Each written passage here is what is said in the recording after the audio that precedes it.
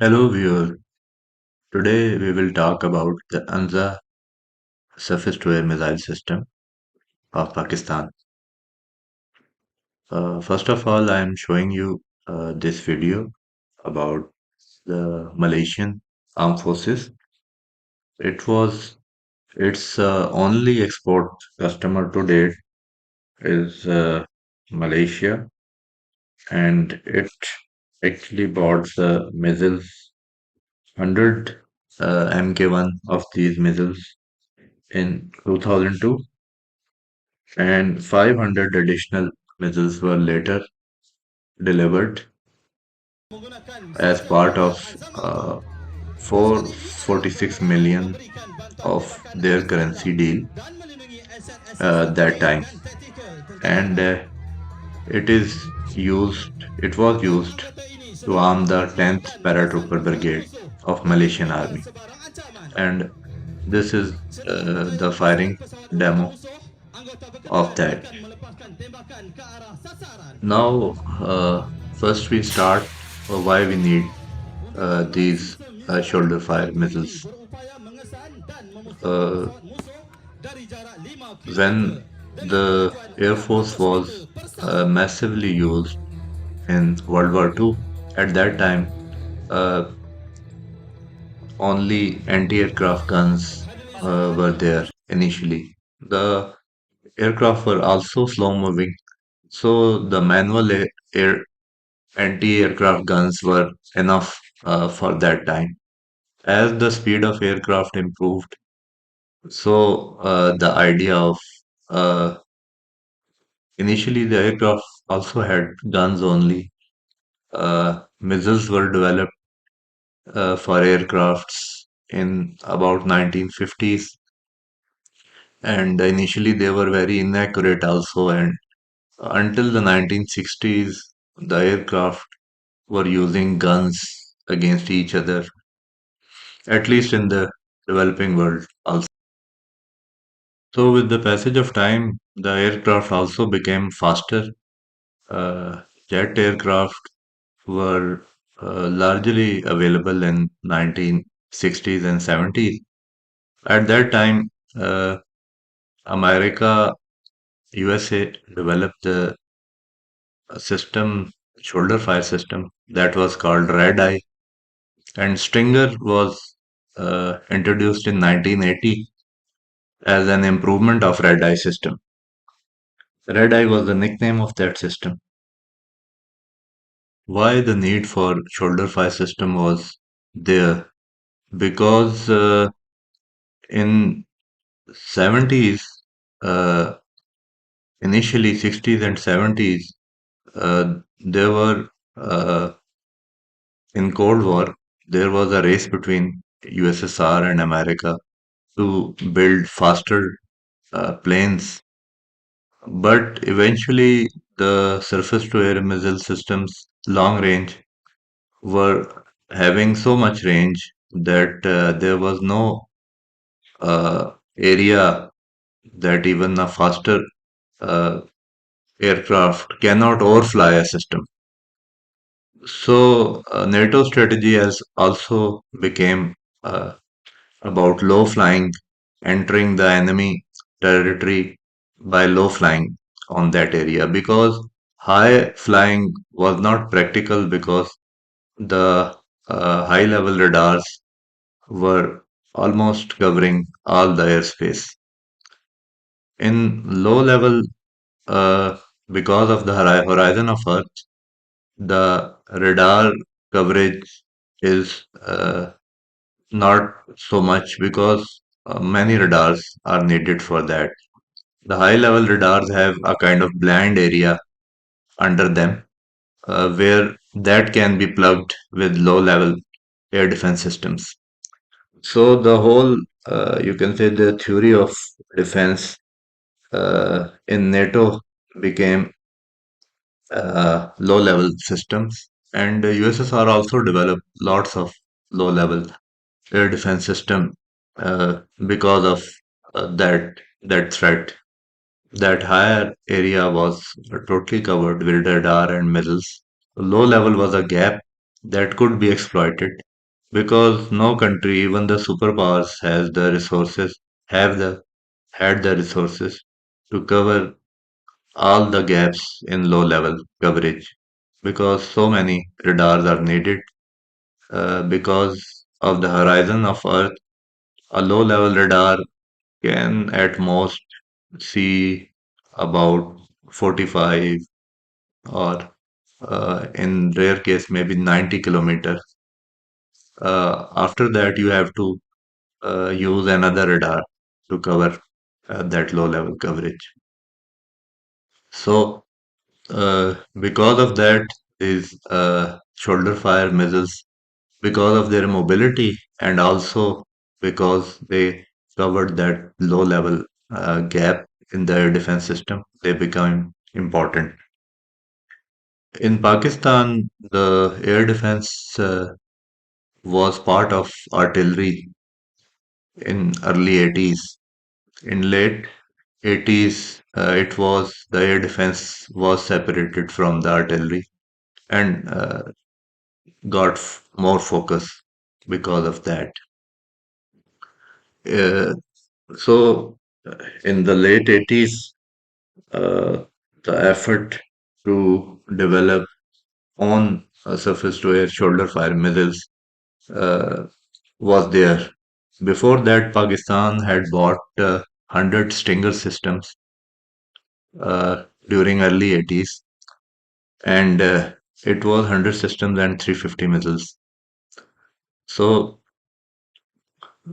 because of it is said that because uh, of expensive foreign system, Pakistan seek to develop its own uh, weapon system, at least to assemble them in their own country.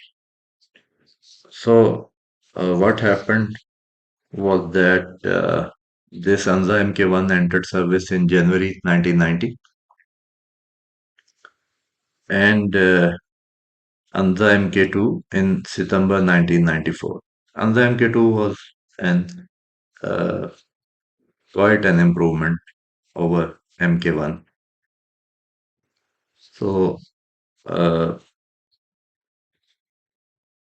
this Anza Mk2 was also the one that was exported to Malaysia and it is marketed by Pakistan since the early 2000 for export also and has been displayed in various defense exhibitions.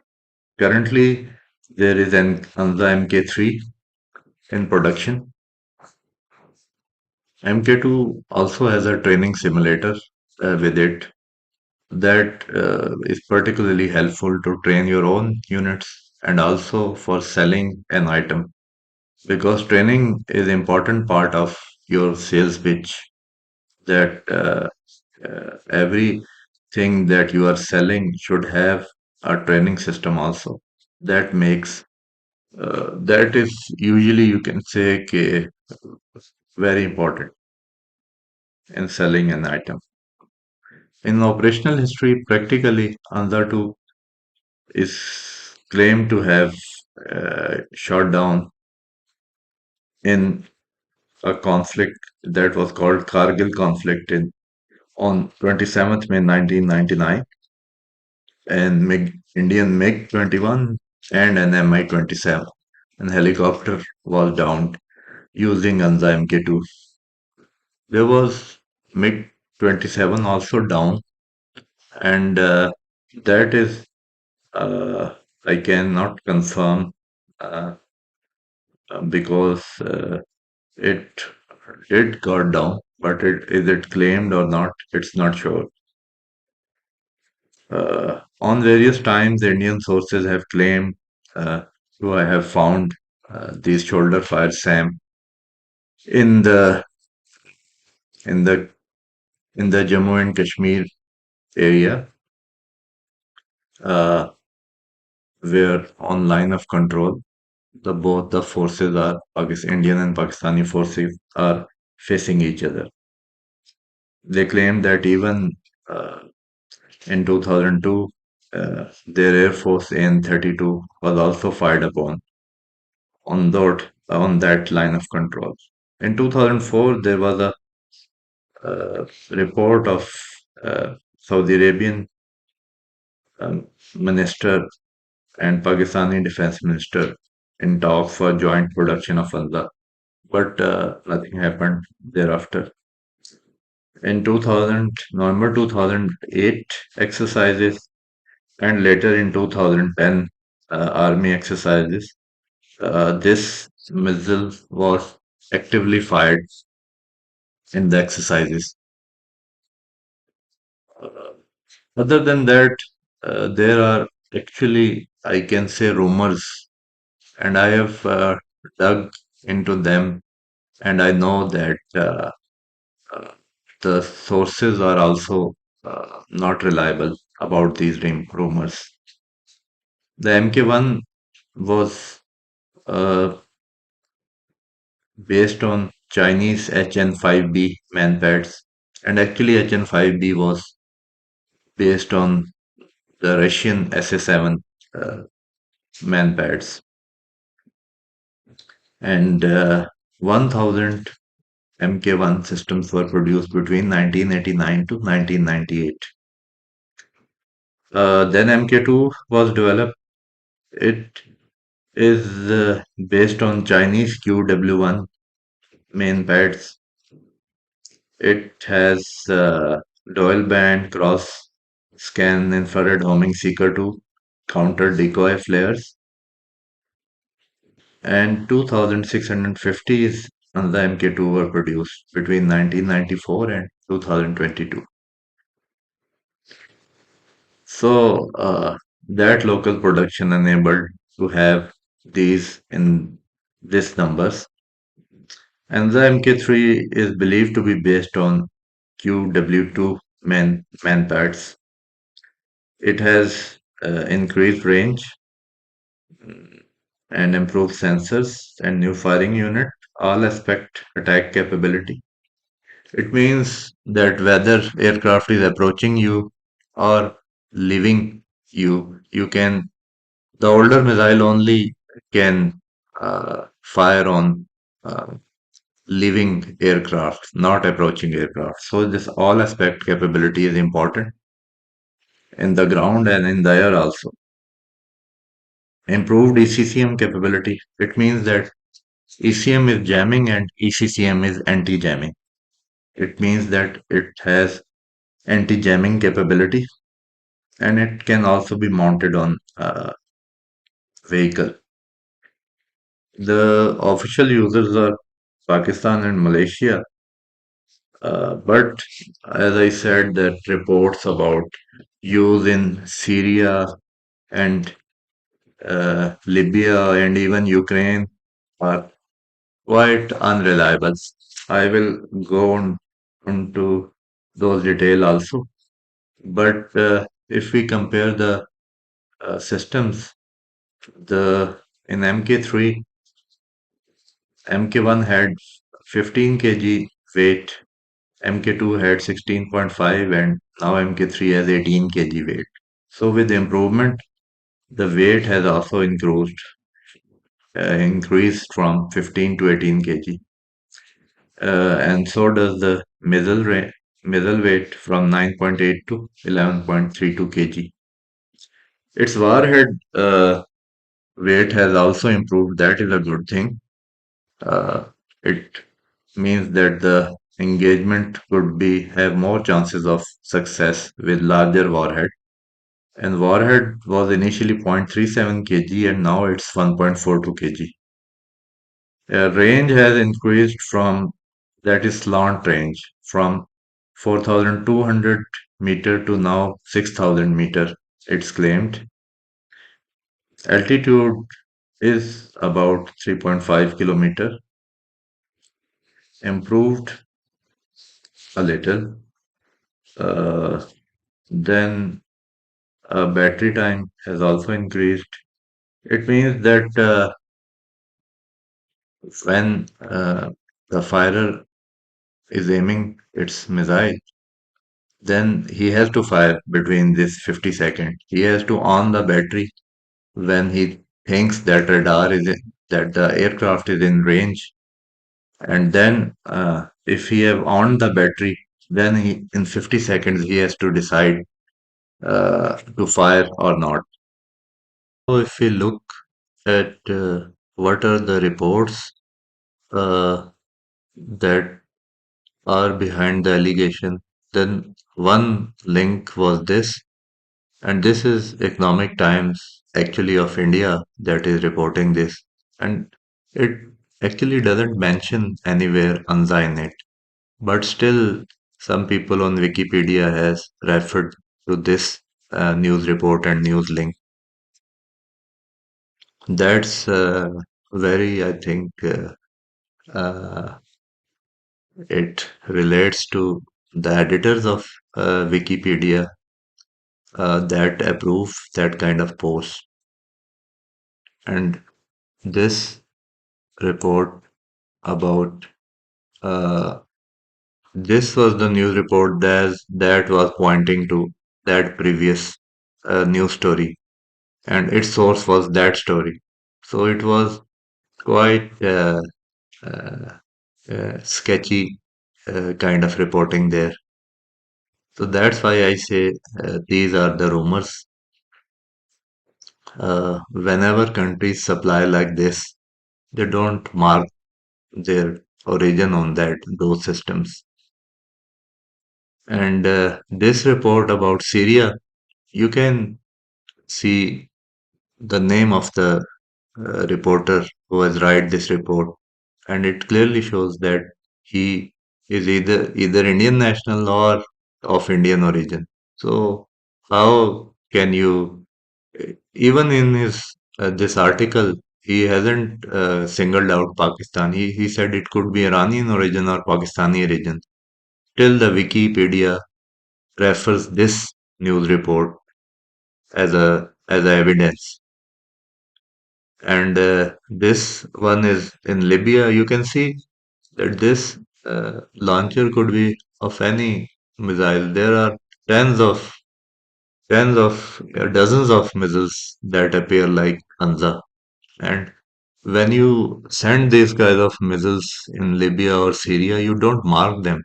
What is their origin?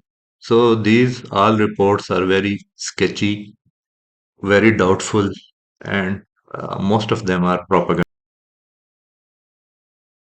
Now, a closing note. Your shoulder fire missile system can only be successful if you force an enemy aircraft to fly low because your high level coverage is fully covered. Otherwise, these missiles firing at maximum altitude of 3.5 kilometer, the modern aircraft doesn't have to come at this low height to fire because the munitions have become more smart and more long range. So aircraft only comes at this either to penetrate a high level radar system or to avoid the long range surface to air missiles. So these shoulder fire missiles will only work if your overall system of high level radars and high level SAMs is fully covered. Because even for downing of our drones, today the drones fire anti-tank missiles from the distance of about uh, 8 kilometers. Because for example, American drones that fire Hellfire missiles have a range of 8 kilometers. So it's above the range of these shoulder fire missiles. So even a high level drone cannot be shot down by these missiles. But the strong point of these shoulder fire missiles are that they are very effective against gunship and other transport helicopter. So they can actually make the life of enemy very difficult if the enemy is flying his helicopters. So they will remain relevant uh, in the war. Okay, please subscribe, like my channel, and take care. Bye. The video has become very long, but I had to discuss in detail. Take care. Bye. Yo, check it out, this is Anza on the mic, bringing you the latest news. Yeah, that's right, I'm all about technology, travel in the news. No fake stuff, only here to bring you the truth. From the streets to the online scene, I got the flow that'll make you lean. Anza YouTube channel, keeping you in the know. Technology, travel news, everywhere we go. We're the ones you turn to when you need information. Anza YouTube channel, we're your destination.